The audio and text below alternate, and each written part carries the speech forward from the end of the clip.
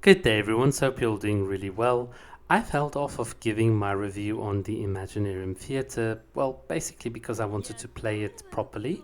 And second of all, I've wanted to see what other content creators say because I believe there is something that's currently very, very wrong. And what I mean by that is that content creators give criticism on a game mode like this in probably the most unproductive way possible. So, as someone that has done a lot of alpha and beta testing for Hoyo, I can honestly tell you that the best way to communicate your concerns or criticisms is not to say, oh my god, this is a Mickey Mouse game mode, or it's so bad compared to Honkai Star Rail, etc. etc. What you should do is really phrase your criticism in terms of the things that Hoyo has done successfully and allude to those successes. And that's basically going to be the style of my review on the Imaginarium Theatre. I'm going to talk about some of the past game modes and some of the elements of those game modes that, if they had to implement those in this game mode, then we would be in a position where the Imaginarium Theatre would be a good, legitimate endgame mode that'll be satisfying for most players. So with that being said, let's get started. So one of the big problems that I've got with the Imaginarium Theatre is the whole character selection mechanism.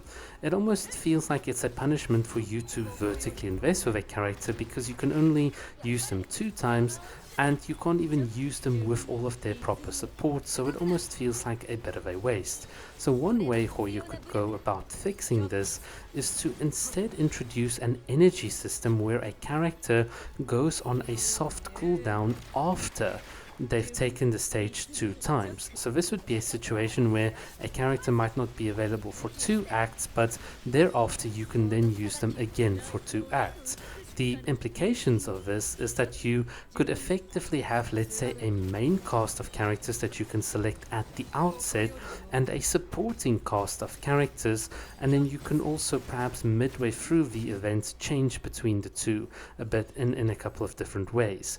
We saw an early implementation of this in the Omnu Chamber, where you had a roguelike dungeon and you had a main and a supporting cast and certain stations along the way that enabled you to swap between the two. So you effectively had a cast that was always hot or in the pool of available characters, and then you could swap out some of the units if the combat conditions and so on changed, which is something that they could work in, or something similar to what we have here in the Imaginarium Theatre.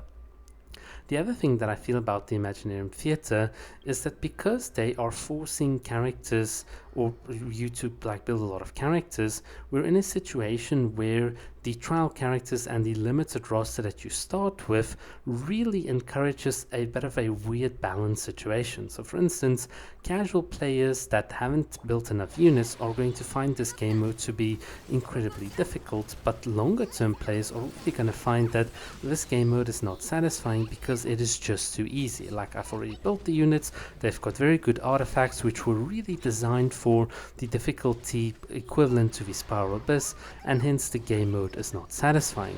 So once again, if you take the earlier solution that I've proposed here and you add in more difficulty levels, or like, let's say, adjustments that you can make to the stage effects or to the enemies, like we've seen in some of the other combat events like the Hypostasis Symphony, then you could have a proper event which scales off of difficulty. So there would be a baseline hard mode, but that hard mode in and of itself could also optionally be scaled upwards, obviously with no rewards in place, but that would definitely give us a better sense of an end game, because we can then really start to stress test our units, whilst at the same time ensuring that casual players that haven't built as many units aren't going to be left too far behind. I think that the graduation in terms of difficulty doesn't really work in its current form. So if someone is below AR 55, they're going to struggle with Imaginarium Theatre, whereas if someone is AR 60 or above, it's going to be too easy. And hence this is why when we look at people talking about this event, the majority of people that like Imaginarium Theatre are in the AR 55 to 58 range, and this shows on the internet. So clearly there's something wrong with the difficulty curve that we see in the event. The other problem that exacerbates this is that the current format really encourages you to play nonsensical teams, and I think this has a couple of unintended consequences. Your newer players, or players that are still learning the ropes of how to play the game, are really picking up a lot of bad habits instead of learning how to play with proper teams and what proper team archetypes look like in Genshin.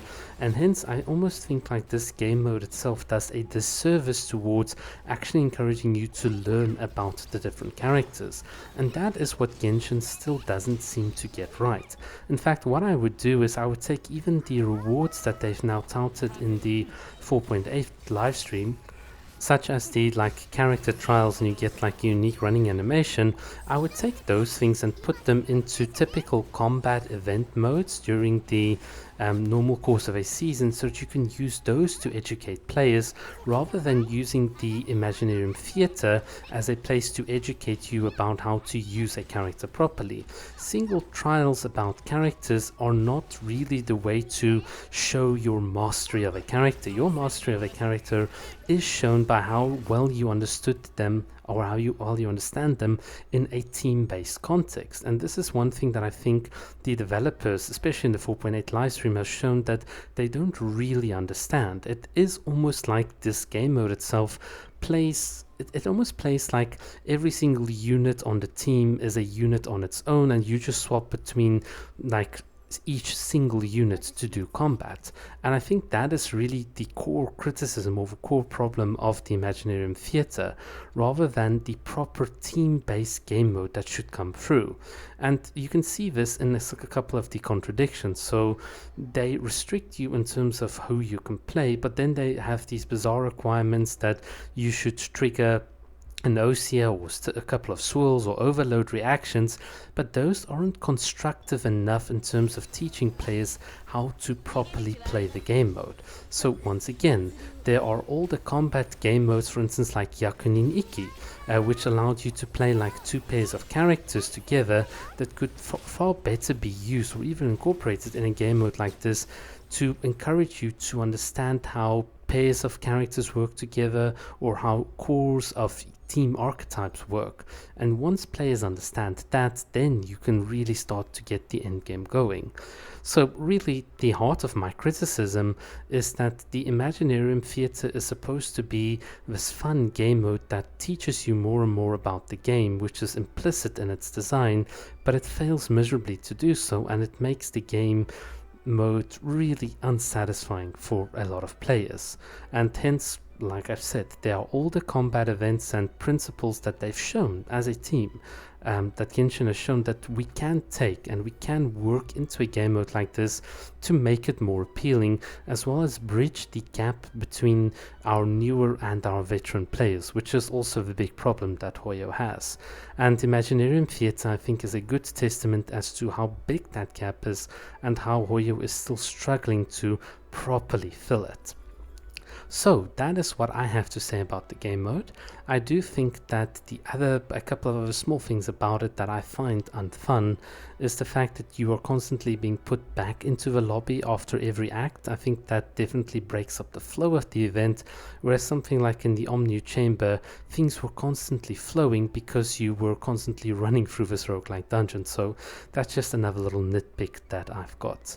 In any case, if you've made it to this part of the video, thank you so much for watching, and if you've got any suggestions or other criticisms that I might have missed about the game mode, please let me know down below in the comment section. Cheers.